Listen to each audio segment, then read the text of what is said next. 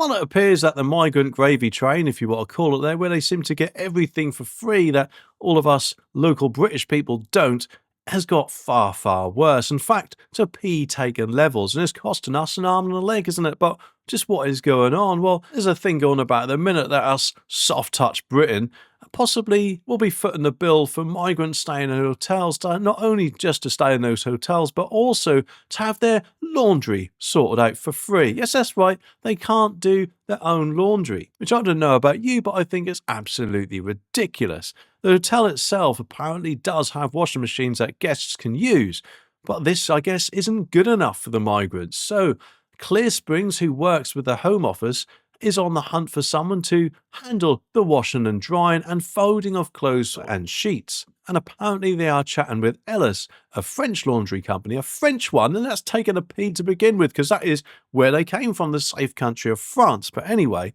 a French laundry company that already does the NHS's washing as well. And get this, if they do strike that deal, this laundry service could kick off in migrant hotels in Bristol, as the Sun has apparently reported. And the idea is that asylum seekers' dirty laundry would be whisked away to Ellis's commercial spot in Bridgewater, Somerset, and no numbers yet have been tossed around.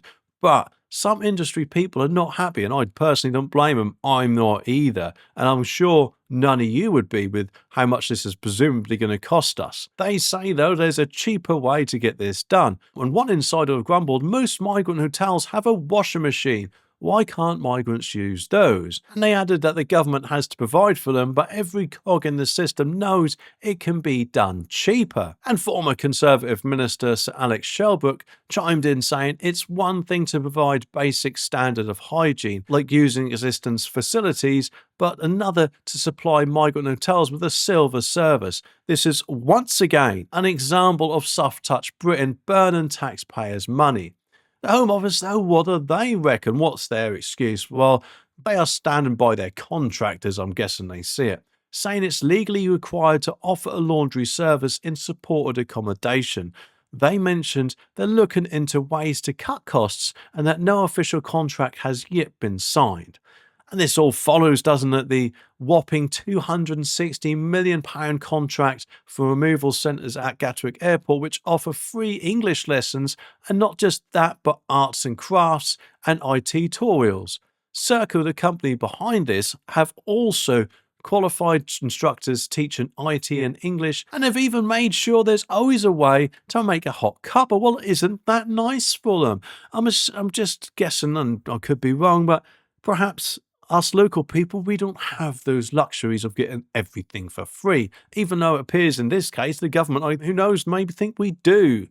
Either way, though, I think this is an utter pea-take. I'm sure there's a much better way of spending our taxpayer money. And get this, a Circle spokesperson took the even said, we provide options such as art classes and IT provision as stipulated in our contract with the Home Office. The Home Office did tell The Sun the contract was procured and awarded under a previous government. Oh, here we go, blaming the Tories again.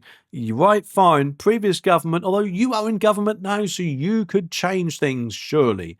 But we are reviewing contracts for the provision of resident activities, they say, in immigration removal centres to ensure they deliver value for taxpayers. Well, I think the only thing that would deliver value for taxpayers is if you got all the illegal people coming from the safe country of France and turned them right back there to the safe country of France. That would be a bit of value, which I'm sure we could all agree on, because it is certainly one thing, isn't it, to even give them an accommodation here in the first place, when I'm sure, let's face it, a tent will do perfectly well enough, especially if they were using them in France.